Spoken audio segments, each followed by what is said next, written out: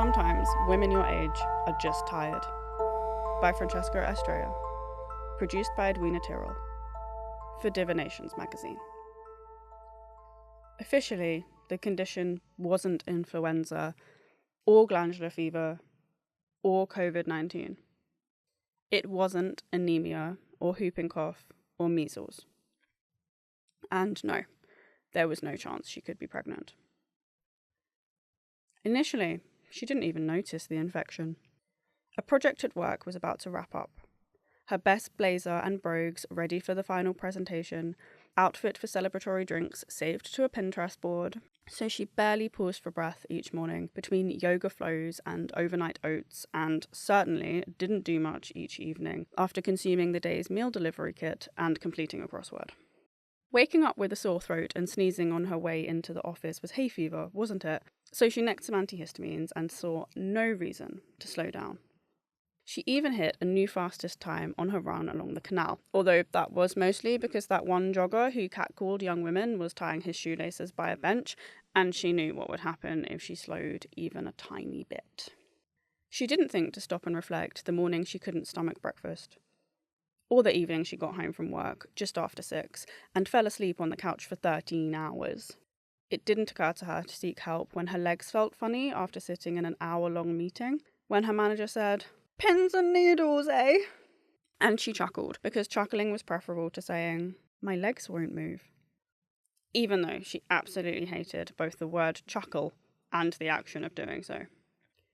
She didn't call for help when, during a routine hair wash, she bent down to grab conditioner from the side of the bath, and, as she stood up, came over so dizzy she had to grasp the pipes of the shower until the world stopped spinning. She didn't tell anyone as she applied antiseptic to her scalded hands. Later, she would tell herself that her silence was pragmatism.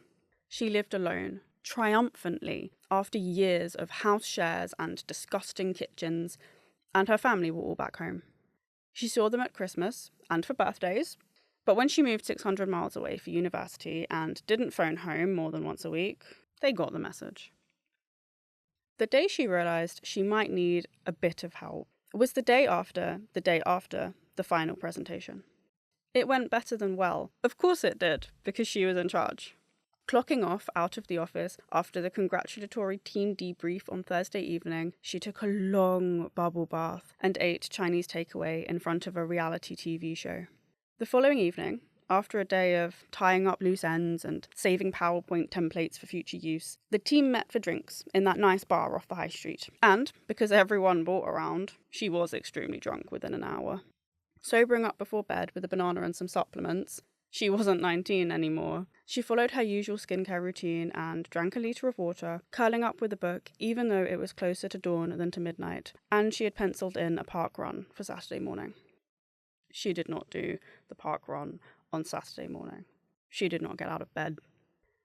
Brain fog, a weighted blanket suffocating her thought processes, migraine drilling through her skull, squiggles and lights dancing in her vision, muscles too heavy to move, dizziness so severe she thought as she tried to sit up that she had fallen out of bed. When Monday poked its head around the corner, she found her migraine had subsided enough to work from home, joining meetings remotely and making a point of saying, "I don't want to infect anyone." "You do look ill," a couple of people murmured. "Go to a pharmacy."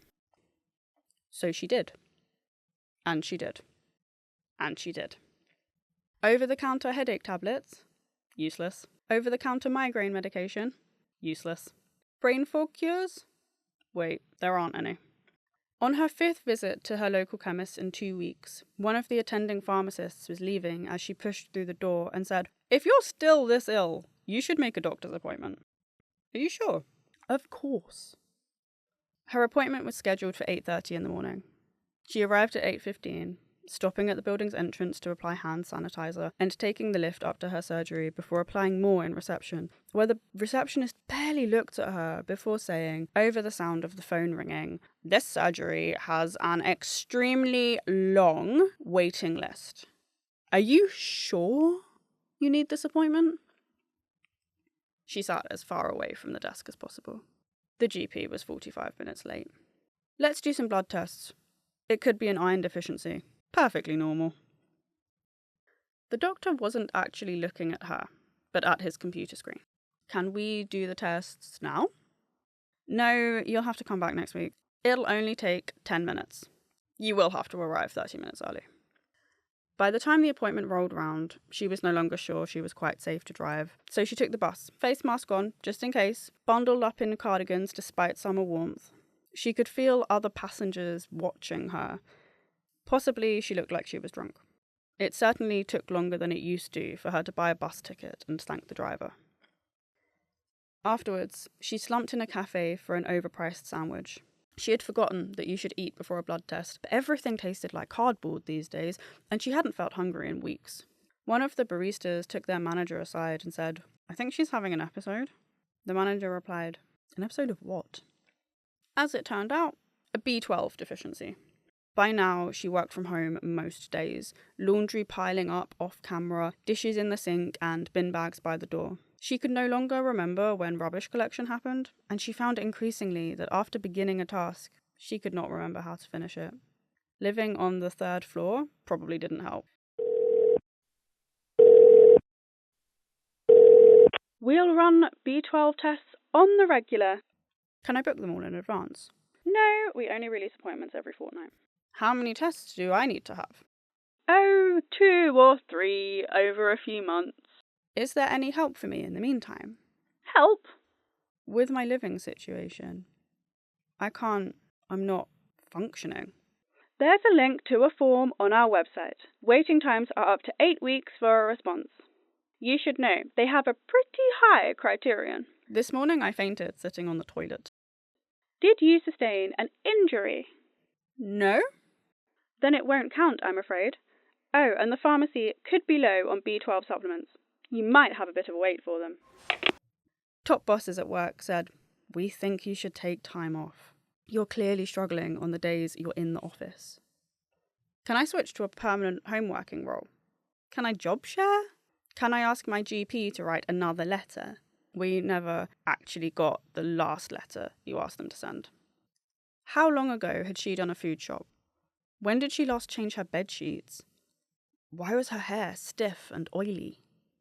Phone the GP, book a blood test, turn up 30 minutes early, bring a book. Why aren't the buses running? Call a cab. How much sick leave do I have left? Not that much. Is there a different bus route? The phlebotomist is 40 minutes late again. Ask the receptionist why my letters aren't being sent. I know she's not been on leave. I spoke to her last week. Good news, said a voice on the phone. Your B12 levels are back to normal. I'm still exhausted. Your levels are back to normal. I'm still exhausted. Do you want SSRIs? No, thank you. I don't think I'm feeling tired because my mental health is bad. I think my mental health is bad because I haven't been to work for more than 3 days a week for 2 months, because I can't seem to stay awake for more than 4 hours at a time, because I can't leave my house. Fine, sighed the voice on the end of the phone. We'll do more blood tests. This time it was vials and vials and vials. Blood wasn't really red, was it? It was more a blackish brown colour. Your levels are within normal ranges for everything.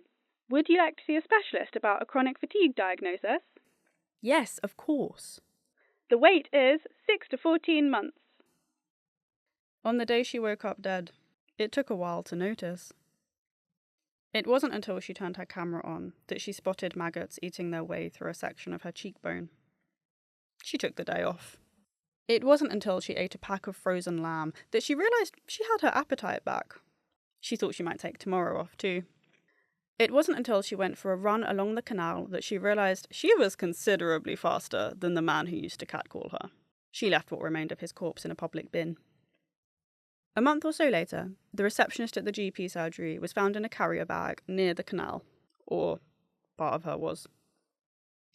When someone from work went round to her flat to check on her, they found a pristine home and a young woman with stitches in her face, sipping a beetroot smoothie, braising steak in a slow cooker. Are you coming back to the office? I don't think so. I think I've moved on. From high-end marketing consultancy. Yes, I suppose so. What are you going to do to make ends meet? She smiled. I've begun working in medical research. Really? Mm-hmm. Virology is quite the field. I'm helping research labs procure samples for testing. Samples? Like cheek swabs from patients. She swirled her straw through her smoothie. Something like that.